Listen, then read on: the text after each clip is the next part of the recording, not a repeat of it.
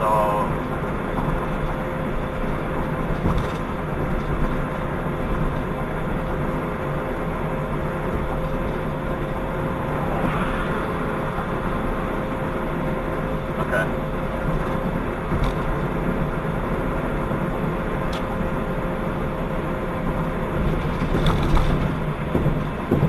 yeah, he would have to be there too. Okay. Holy shit! Wow! Yeah, I'm okay. This dude in this Nissan, holy cow, he was flying on the highway, and he was in the far left lane, the number 3 lane. He last minute decided he needed to get off at Burton. Just completely goes right through the grass.